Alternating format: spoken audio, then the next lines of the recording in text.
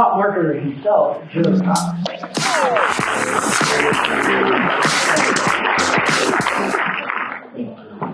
Hey, what's going on? Welcome back, Dallas, Texas. Welcome back. It is insanely makes me so happy to see a crowd like this back. And I'm going to get the pandemic talk like completely out of the way super fast, right? So I'll say that it was really tough to go through, but I feel fortunate, at the end of the day, because by the grace of God, I found stretch joggers, and like, I'm gonna wear these babies. I don't care. I know it's not right. I know I should dress it up a little bit more. I don't care. I love them. Like, I could never high kick before on stage. Now I can. My name is Joe Cox. I'm the pop marketer. And for a living, a long time, starting with Red Bull, I helped the brands that I worked for plug in to the energy of popular culture, right? Plug in at the right time and plug into popular culture before culture popped. Yeah, like that. I was going to make that maybe a thing. But that's the idea, right? Like, take advantage of the energy as something going from a niche idea to mainstream, where it gets put to pasture when your parents start using Facebook, that kind of thing, right? So that is what I've really made a living out of. And now I work as the pop marketer, helping marketers like you figure out how to do that, how to do that without going absolutely insane with so much that's going on, how to fine tune and how to find those insights out of that. And that brings us to, it brings us to the question I get more than anything, which is what's next, right? Like, every CMO wants to know, like, what's coming down the street? What is around the corner? What is the thing? And I'll tell you, after this last year, I'll say the spidey sense from me, after years of doing this, big spidey sense going on that something really big is occurring. And I wanted to come out here and share that news with all of you because it's extremely early. So I'm not going to have a lot of best practices, because there's not a lot of best practices. I don't have SEO tips today. There's plenty. But I want to get you excited about what's going to happen and what is occurring right now. So that is what we're going to do today. And throughout history, folks, we know this. I've been around enough to see it myself a few times, that we take big technological leaps. From electricity to the transistor to the mobile phone to the freaking internet, right? Like, these are leaps that we're taking. And the next leap that is happening is called the metaverse. And things will never be the same. I'm going to tell you what you're thinking right now. It's kind of split. Half of you is going, sweet, I know, I'm ready. I'm really into these dope NFTs, and I got my sneakers and I'm ready to rock. The other half of you is going like, I just downloaded TikTok, man. I just got through. I can't do it again. You can't change everything with me. And I'm sorry. I'm sorry, because it's not going to stop. I can't personally stop it. And unfortunately, I'm not sure that you can as well, but we can change the way we think. And the way we interpret change and push that. I want you to remember, okay? You can also, a reaction could be like, yeah, right. Yeah, I've heard it, metaverse, that's cool. We'll see it when it happens. Same thing happened. I remember in 1997, when the internet was starting to go on, this is what we had, Katie had to say about it. Good sound. Katie was absolutely dumbfounded by the internet. She said she didn't want to be part of it. She said at the time, this is before social media, Katie heard was saying like, I am afraid I'll get bombarded by too much information. I just don't want to take part in the internet. And it's not dumb. It's not something that I'm making fun of them for. I'm saying that I don't know exactly right now what and how this is all going to occur, but nobody knew what I was talking about until earlier this year, when Zuckerberg had the announcement of Meta. I had the talk name changed because I would say the metaverse would be like two people. Yeah, man, that's great. And then everybody else is like, I have no idea. So this helped. And it also hurt, maybe. It bends things a little bit, and I want to be able to set that straight. What's huge is that you have Mark Zuckerberg, who runs Facebook, CEO, and the inventor of one of the largest companies in the world. I'm not saying that there's unforgivable stuff that they need to fix their shit up, okay? I get that, and I completely agree.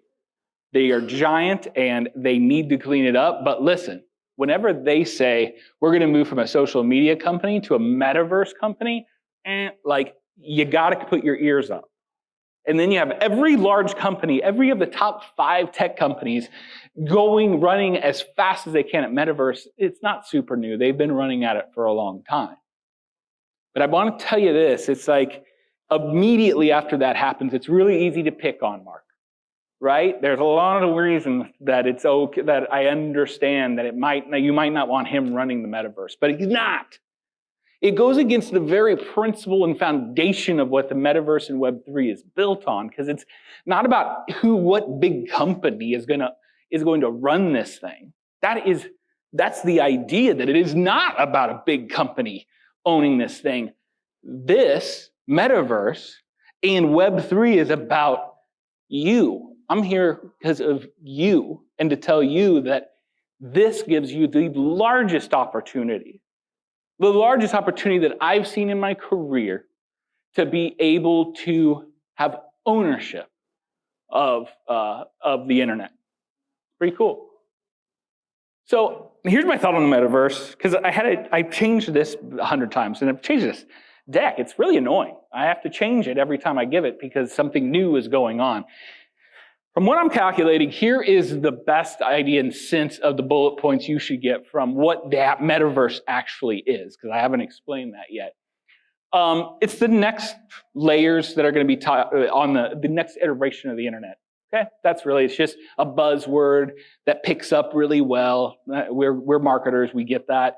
That says a lot of different converging technologies that come together. The second thing is convergence of our digital and physical lives. Really, whenever you look at anything metaverse, understand that what it is getting your digital life to act more like your physical life, and to get your physical life to have a lot more benefits of that digital life. And the door swings both ways.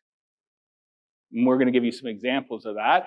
And then from 2D to 3D experience, Sumerian tablets from the very beginning, the very first things we put on rocks, flat rocks, that then became paper, that then became pyramids, that then became our phones, and then our iPads. We've been looking at flat surface. It might look 3D, it ain't, right? So we're moving to a place that is more like our world. So 3D is a very big part of our world and what we're doing right here. So finally, we might be able to get away from that 2D experience, but that's part of the metaverse. And then, big one, when we talk NFTs, so I don't turn into a hype machine and start trying to sell you on a new project that I'm putting up together. I'm really not. But individual ownership of the internet, which is really cool, okay? So God, can we get to this? This is the very first website, okay? And it's built on the same internet that all this other stuff was going to be built on. It's built on the same thing that has, everything from social media to Google Maps. And what I'm really saying is this came out in 1991. Pretty basic. 3 years later, the very first video went on the internet. And it's a guy talking about an elephant and how they have trunks. And that's kind of mind-blowing for 1991, I guess. But who would have thought that a few years after that, we would have something like YouTube created, right? That would have internet and broadcasting on the internet rivaling that of things that we thought were the largest things in the world, that being cable and broadcast television. What I'm meaning is we don't know what's going to be. It's going to be built on top of the internet. I don't know exactly where or when or how or what things will be magically built onto that. That's the fun part of all of this. Who would have ever thought from that you would have 10 years later this kind of crap we do on our phone now, complete SaaS programs and new businesses and new opportunities. It's coming again. If you want to really geek out on this stuff, a little above me, but Matthew Ball is great, right? And he wrote a 6-part, pretty deep analysis of the different parts of tech and convergence that make up the metaverse. Cool. It's cool. Maybe even listen to the podcast with him on it. But you can take a picture of that and go right to all of those. I have it right there for you. QR codes, right? Cool again.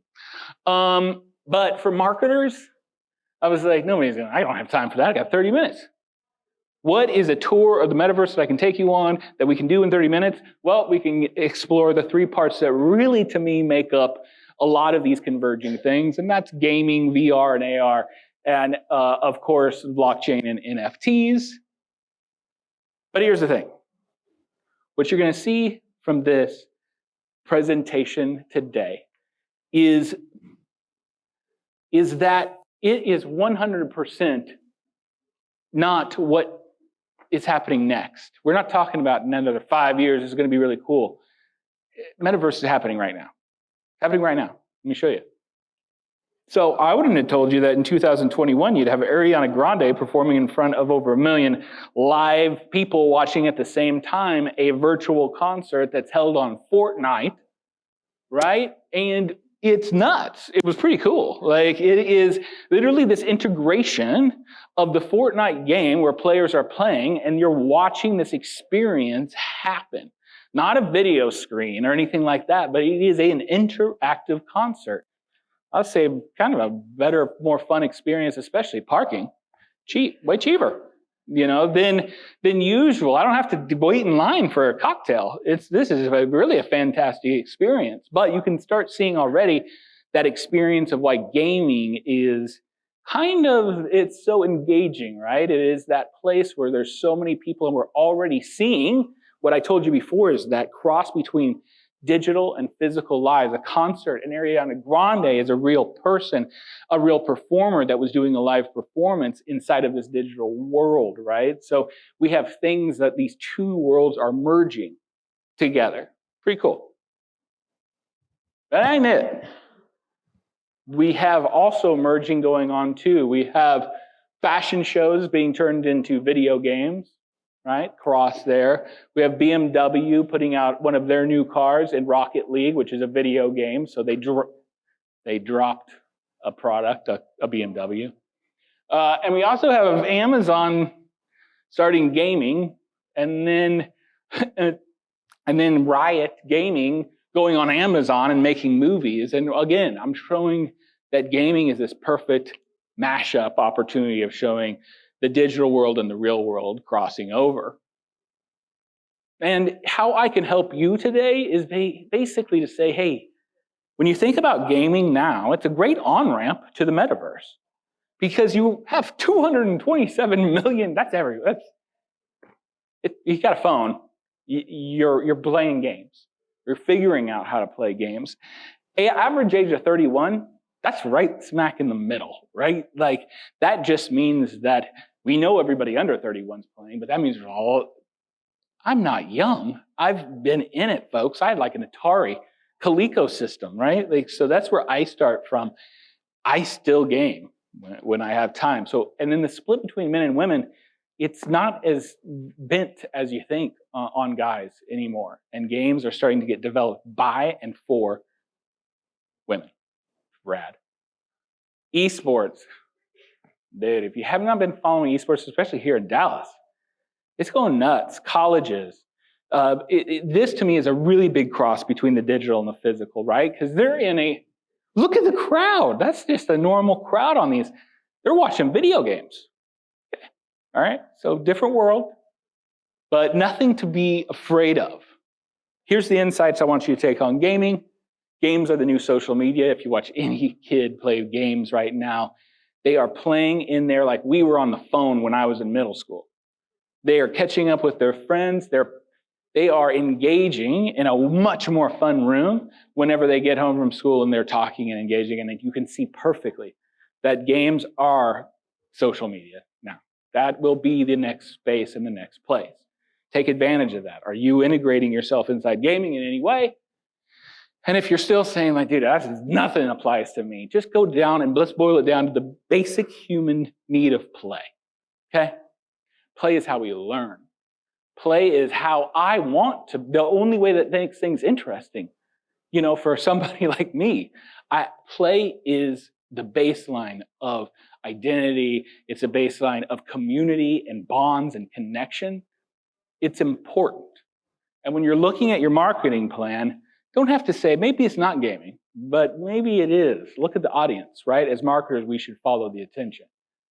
But it might not be that. It might be, how are you making people want to play with your product? How are you making people play with your marketing? How are you wanting them to make them engage? Boom, AR, VR.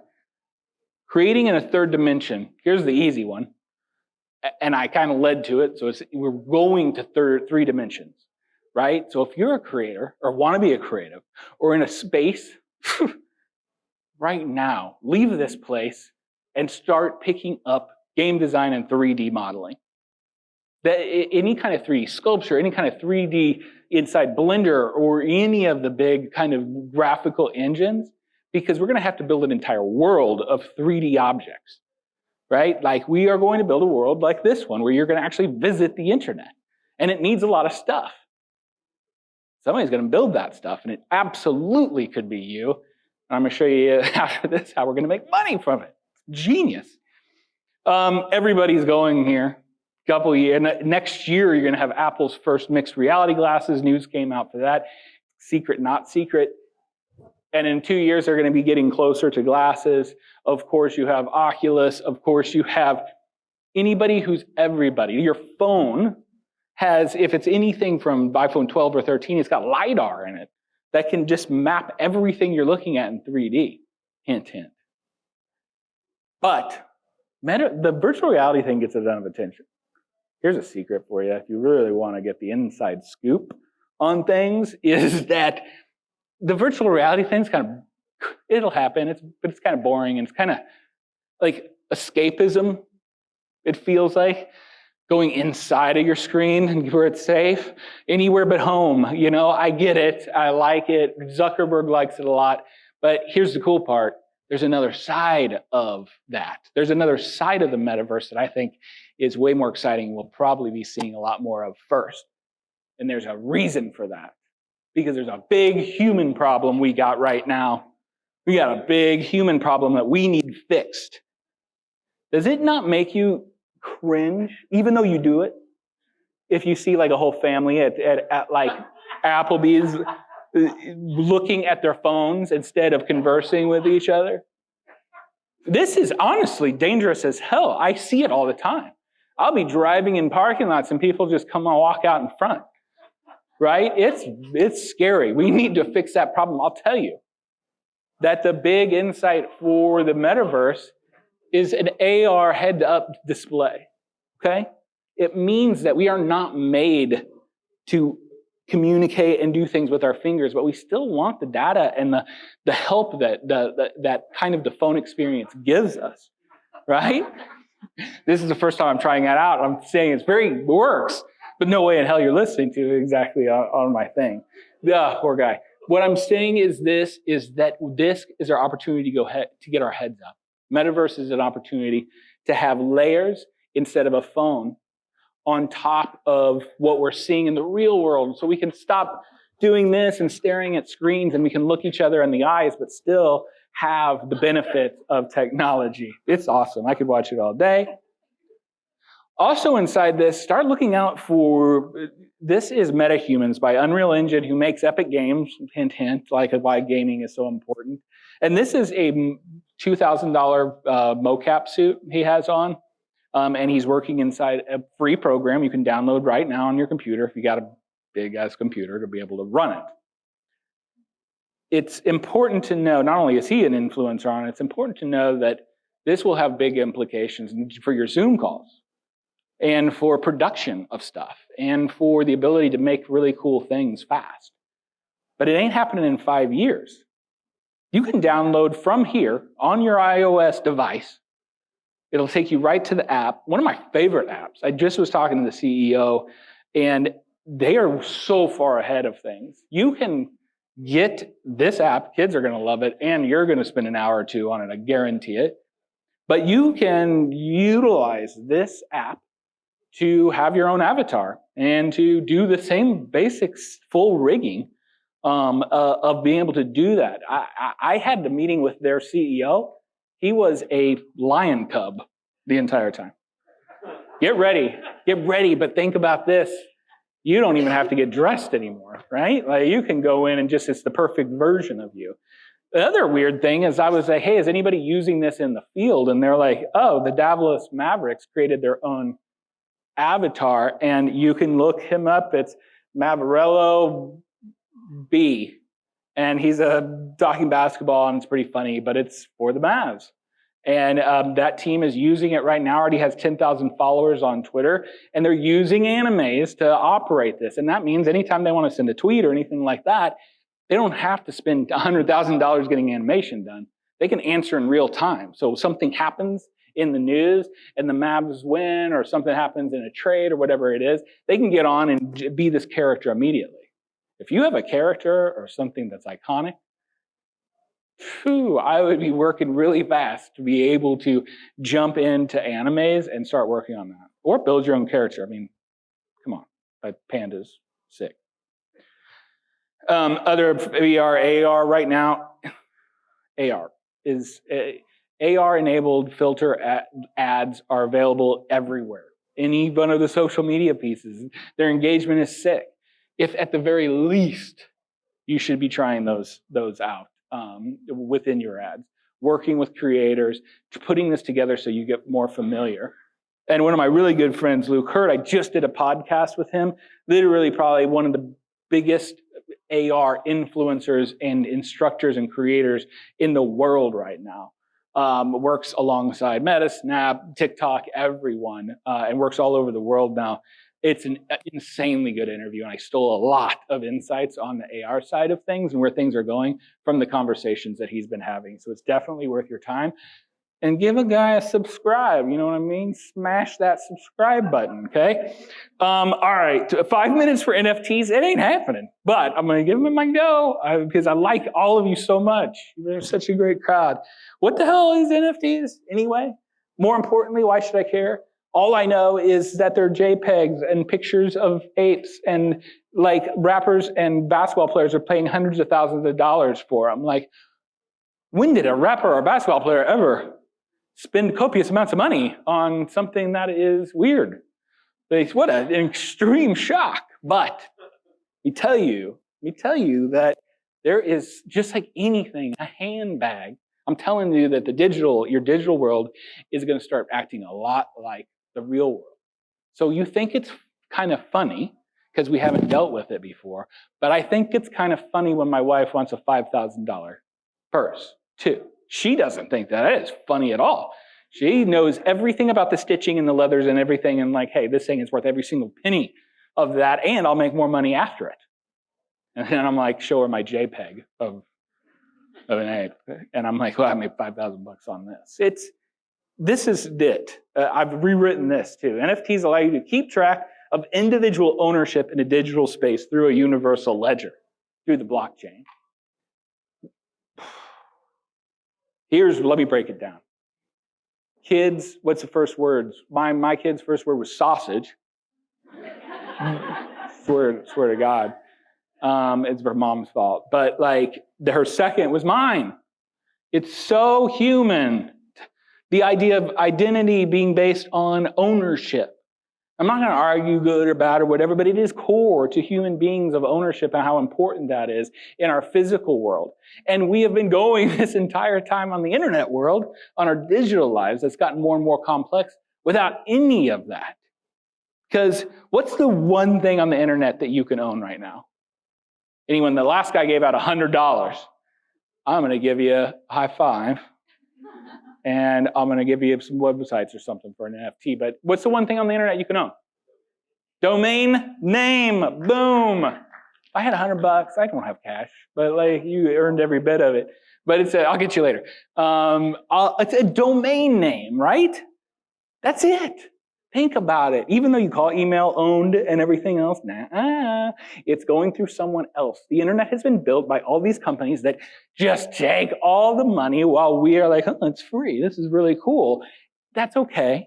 That's how it was going to get built, right? But it is time for a change. We deserve more than a domain name. Right now, creators, to make $500 a month, you can go to creatorcalculator.com.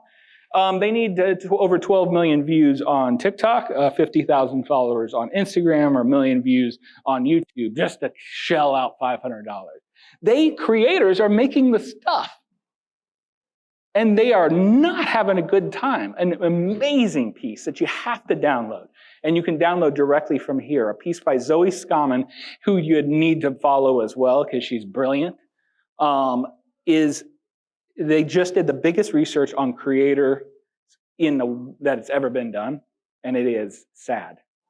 One of them is like 93% being a creator has introduced stresses negatively in their lives, 45 saying experience big emotional lows. They are just chucking content for these machines all day long and getting paid pennies, other than the top ones, right?